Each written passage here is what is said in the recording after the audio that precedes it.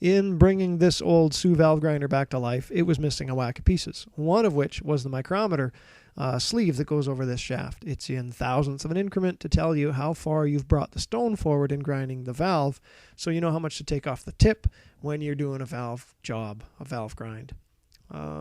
So it fits on over here. I just pop that guy off, and it's just going to slide over top. There's a spring inside, and it needs to be one turn of the wheel, moves the stone 50 thousandths. Now notice here I've got my cutter on a 1 1/4 inch diameter aluminum rod. I've got the cutter turned sideways, and I've also put little increments on the sides on here. I've inked it. It's like the poor man's die chem kind of stuff. It's just Sharpie. But I needed to make sure that I had 5 increments, so that one full turn would be 50 thousandths.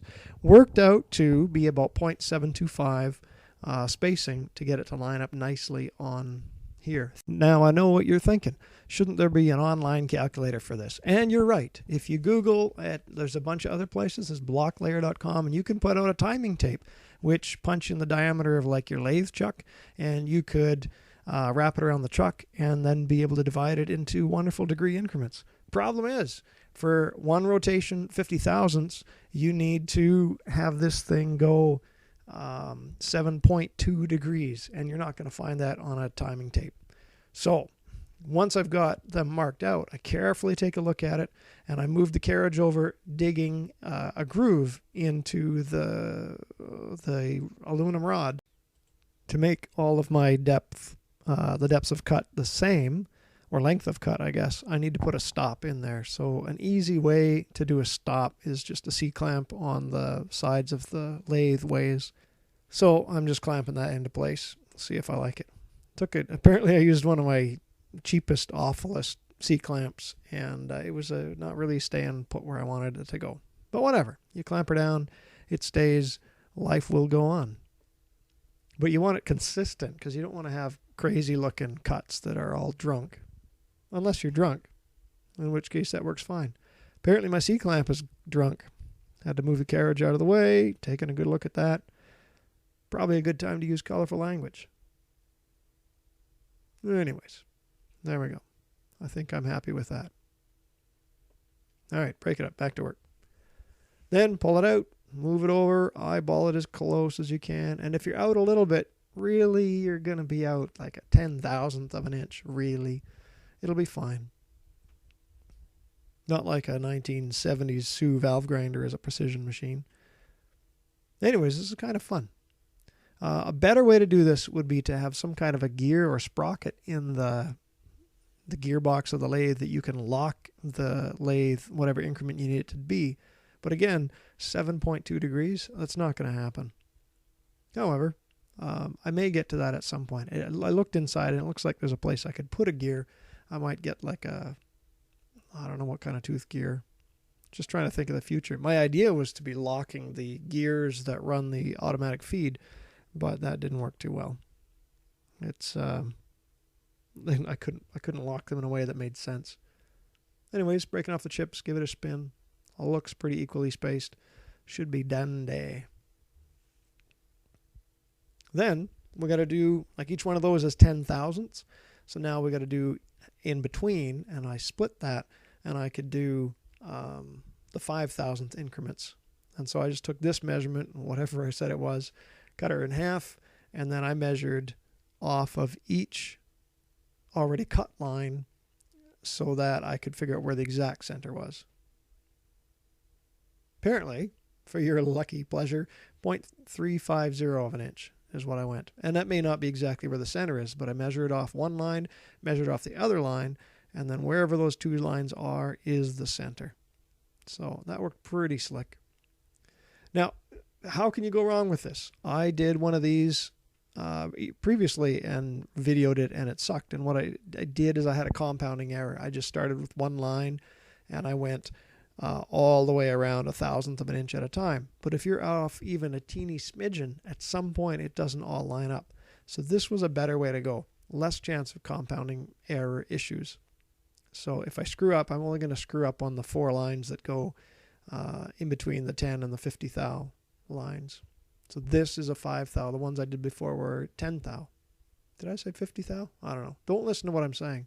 Leave a comment below if you'd like me to say other things. Subscribe and ring the bell if you feel like carving things sideways on your lathe at home. In this case, I did one cut. I got the depth that I was kind of happy with, so then I had to move my C-clamp around. Not quite sure why I took it out. I might have looked at it going, why is this thing so drunk? But clamp her down. I'm happy with that depth. And then the same thing, rinse and repeat. Back to that line. Looks pretty good. Give her a cut. Oh, yeah. So, yeah, good times, good times. It actually was kind of fun to make this, really, if I'm honest. The other one that I made, I don't know what I'm going to do with it. I guess I could turn it down to smaller diameter. Surprisingly, the shaft this has to fit on is a 35/64. 30.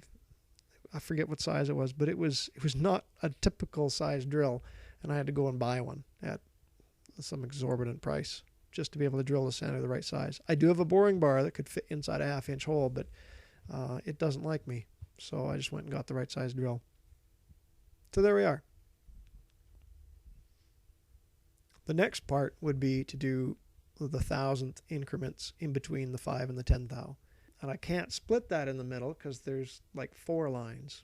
So I don't know, I experimented quite a bit, and I deleted a lot of my attempts because it just wasn't working. And I think it worked out to be about 55 thousandths in between. Like, you'd measure it, you could divide it by 4, but you're not measuring straight. You got to go around the circumference. You could do the math.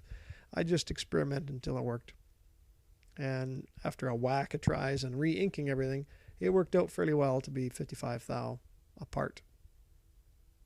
And then I tried my best to, if I'm going to have a compounding error, to minimize that. And it looked okay. Again, if you're off, you'd be 1,000th or even smaller. And it's really not that fussy. A lot of it's thereabouts. I'll show a video at some point on how to use the Sioux valve grinder once I've got more of it refined and prettied up and working properly. These ones I cut the shallowest, and so I got to move the C-clamp again.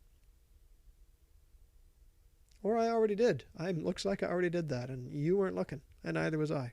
Leave a comment below if you're drunk and didn't see anything. Leave a comment below and subscribe if you don't have any internet at all. Oop, apparently I got an email. It's an email from a subscriber who says they're not subscribing to me anymore because, oh my gosh, they can't stand that kind of garbage. Anyways, let's speed that up. I'll have 6 times overspeed. So zip-a-dee-doo-dah, ripping through, get all the lines in there, because there's more to life than this, let me tell you. Although, golly gee willikers, this was pretty fun. And some of the lines did screw up a little bit. I don't really care. I probably won't even read the comments below. Whatever you do, don't subscribe, don't leave a comment, and don't ring the bell. No siree. Anyways, there's that. At some point, I'm going to spring for the money and get a dividing head for my milling machine, or a spindexer. Those sound pretty cool. But for now, this worked, and it's good enough. Now I got back to the end, and apparently something smudged, and I had to redo some of the lines to make them the right depth. Might have been the C-clamp moved. It became conscious again and then passed out. I don't know. But trimming off the little bits of swarf, give it a nice little slow motion spin. Oh my gosh, that's what it looks like.